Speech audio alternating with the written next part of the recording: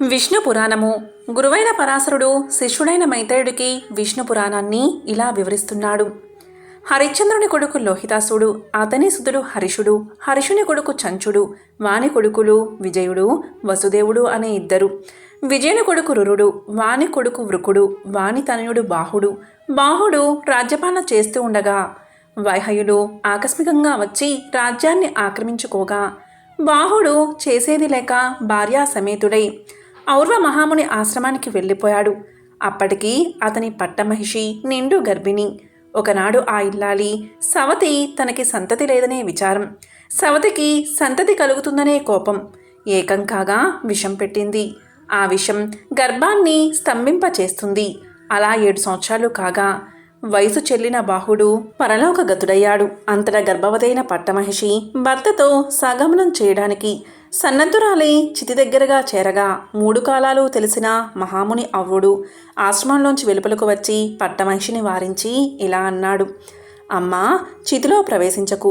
నీ కడుపులో ఉన్న బిడ్డ అసమాన బల పరాక్రమాల కల వీరుడై విరోధిముడై భాస్కర సమ తేజస్సుడై రాణిస్తూ ఏకఛత్రంగా నేరనేలుతాడు. ఎన్నో యజ్ఞాలు సురులకు నరులకు సంతుష్టిగా చేస్తాడు. చక్రవర్తి అవుతాడు. బలిష్ఠుడైన కొడుకులు మిక్కిలిగా కలవాడవుతాడు. ఈ సాహసం విడిచి ధైర్యంగా ఉండు. రాణి మునిమాటలకు ధృతి కలదై మరణం మాని పతికి పరలోక క్రియలు చేసి ఆ ముని ఆశ్రమందే ఉన్నది. కొన్ని దినాలకు విషముతో కొడుకును కన్నది. అరుడా శిశువునకు సగరుడు అనే పేరు పెట్టాడు. జాత కర్మాది క్రియలు జరిపి చౌలోపనయాదులు, విద్యాభ్యాసం, శాస్త్రం, అస్త్రం, శస్త్రం వీటికి సంబంధించిన శిక్షణ, రథ గజ తురగాదులకు సంబంధించిన విద్యలు సక్రమంగా నేర్పాడు. తరువాత సగరుడు ఒకనాడు తల్లి దగ్గరకు వచ్చి అన్నాడు: జనని, అడవుల్లో ఉండడం మనకెందుకు? మా తండ్రి ఎక్కడికి వెళ్ళినట్లు అని. కొడుకు మాటలు వినగానే ఆ తల్లికి కళ్ళు నీళ్లు కారాయి. మెల్లగా అన్నది: నాయనా, ఏమి చెప్పేది? హైహయలు మూకుముడిగా వచ్చి పోరాడి మీ తండ్రిని అడవులకు పారద్రోలారు అని చెప్పి తనకు సవతి విషం పెట్టడం, తండ్రి పరలోక గతుడవడం, అరువుని చెయ్యూతా విషం చెప్పింది. తల్లి మాటలు విని సగరుడు కోపగించి, సరే, ఆ దుష్టులను వధించి ముల్లోకాలలో కీర్తి వ్యాపింపచేస్తానని ప్రతిజ్ఞ చేసి వెళ్లే ముందు హైహయల్ను యుద్ధానికి పురికొల్పి అందరినీ ముక్క చెక్కలుగా ఖండించాడు. ఇక సగరుడి బల పరాక్రమాలను చూసి సగ యవ్వన కాంబోజాదులు బెదిరి పారిపోయి వశిష్ఠుడి శరణు కోరారు. వశిష్ఠుడు ఆలోచించి వారిని కులాచారాలు విడిచి గతి తప్పిన వారిగా, బతికి ఉన్నా చచ్చిన వారిగా చేసి సగరుడితో అన్నాడు: రాజా, నీ ప్రతిజ్ఞ చెల్లింది కదా. హైహయులు చచ్చారు. వీరంతా చచ్చిన వారితో జమ కాబట్టి వీరిని విడిచిపెట్టు. ఇంకొక ముఖ్యమైనది, వీరు నీకు భయపడి ప్రాణరక్షణ కోరుతూ నన్ను శరణుజొచ్చినవారు. శరణన్న వారిని కాపాడడం ధర్మం కదా. అది కాక నేను మీ వంశీయుల గురువును, నా మాట మన్నించాలి అనగా సగరుడు గురువుకు నమస్కారం చేసి కరుణించి ఆ రాజులను విడిచి మీ మీ స్థానాలకు పొండి నిర్భయంగా బతకండి అని ధైర్యం కలిగించి పంపించాడు. ఆనాటి నుండి యవనులు జోడి తెల్లవారు, సకులు సగం బోడి తెల్లవారు, పారదులు విరబూసిన జుట్టు కలవారు, ప్లవులు మీసాల గడ్డాలవారు, కాంబోజులు అధ్యయనం లేనివారు అయి తమ తమ కులాచారాలు విడిచి బ్రాహ్మణులకు దూరమై మేచ్చులు అయ్యారు. ఇలా సగరుడు తండ్రి సత్తువులను దుర్మాడి తన నగరానికి వచ్చి అభిషిక్తుడై 7 దీవుల నేలకు రేడై ఉండి వినతా కశ్యపుల కూతురు సుమతిని, విదర్భరాజు పుత్రిక సుకేసిని పెళ్లాడి రాజ్యభోగాలు అనుభవిస్తూ హాయిగా ఉన్నాడు. కొంతకాలమయ్యాక పుత్రకాంక్షతో భార్యలకు ఔరుని వద్దకు వెళ్ళి తన కోరిక ఆయనకు చెప్పి సేవిస్తూ ఉండగా ఆ ముని ఒక భార్యకు వంశవర్ధనుడైన కొడుకు కలుగుతాడు, ఇంకొకతకు 60 మంది కొడుకులు కలుగుతారు అని చెప్పాడు. విదర్భ రాజపుత్రి ఆ ఒక్క కొడుకుని కోరింది. తదాస్తు అన్నాడు ముని. కాశపి 60 మందిని కోరింది. అట్లే అవగాక అన్నాడు ఔర్వుడు. తరువాత ముని ఆజ్ఞతో సగరుడు నగరానికి వచ్చాడు. కొన్నాళ్లకు సుకేసికి ఒక కొడుకు కలిగాడు. వాని పేరే అసమంజసుడు. సుమతికి 60 మంది పుట్టారు.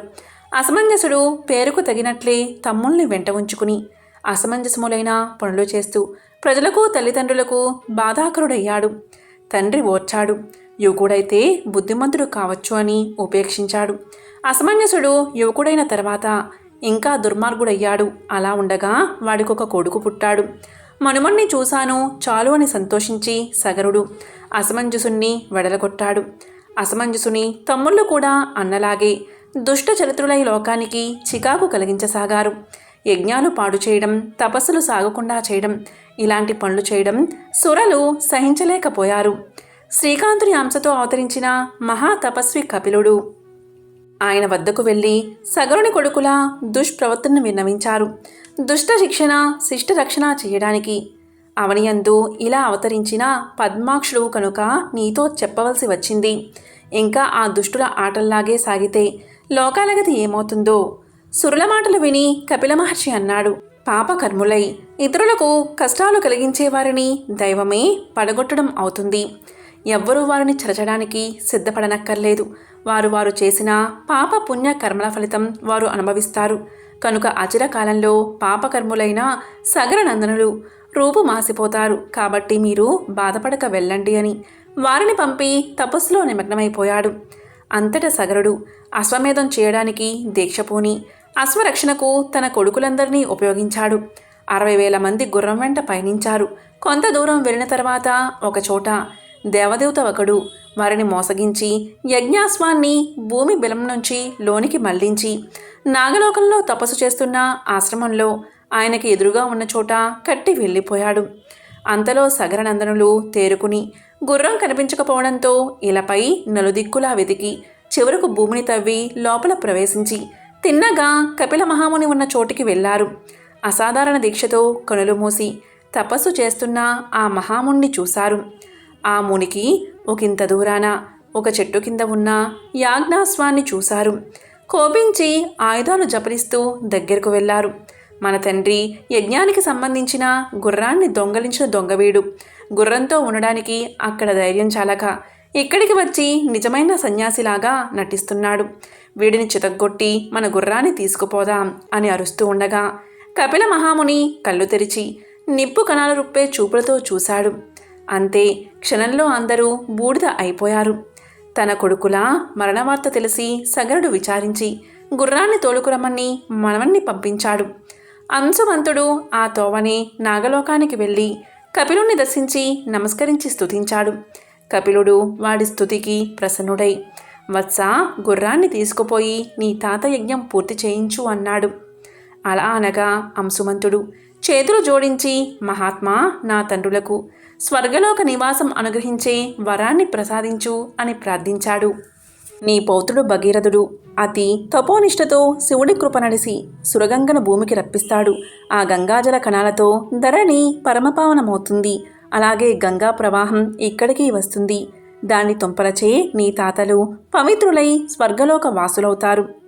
విష్ణు పాదం నుంచి పుట్టిన ఆ మహానది గాలి సోకినంతనే ఎలాంటి పాపాలైనా నీటిలో కలిసిపోతాయి. ఆ పుణ్య నదీ జలాల్లో స్నానం సకల పాపహరం. గంగాజలం ఒక్క క్షణమైనా శరీరమునందు ఎక్కడ పడినా ఆ మనిషి పాప విముక్తుడు అవుతాడు. ఇక నువ్వు గుర్రాన్ని తీసుకువెళ్ళు అని కపిల మహాముని చెప్పగా అంశుమంతుడు ఆనందించి గుర్రాన్ని తెచ్చి తాతకు ఇచ్చాడు. తరువాత సగరుడు యథావిధిగా అశ్వమేధం పూర్తి చేశాడు. సగరతనులచే రూపొందించిన సముద్రుడికి సాగరుడు అనే పేరు వచ్చింది. ఆ అంశుమంతుడి కొడుకు దిలీపుడు, దిలీపుని సుతుడు భగీరథుడు. భగీరథుడు అసాధారణమైన తపస్సు చేసి దివినున్న సురనదిని భువికి రప్పించి ఆ నదికి తన పేరున పేరు కలిగించాడు. ఆ విధంగా గంగానదికి భాగీరథి అనే పేరు వచ్చింది. ఆ భగీరథుని కొడుకు సుహోత్రుడు, వాడి కొడుకు నాభాగుడు, వాడి కొడుకు అంబరీషుడు, వాని తనుడు సింధుధ్వజుడు, వాని కొడుకు ఆయుతాయువు, ఆయుతాయువు సుతుడు ఋతుపర్ణుడు. ఈ విధంగా గురువైన పరాశరుడు శిష్యుడైన మైత్రేయుడికి విష్ణు పురాణాన్ని వివరిస్తున్నాడు. ఓం నమో నారాయణాయ.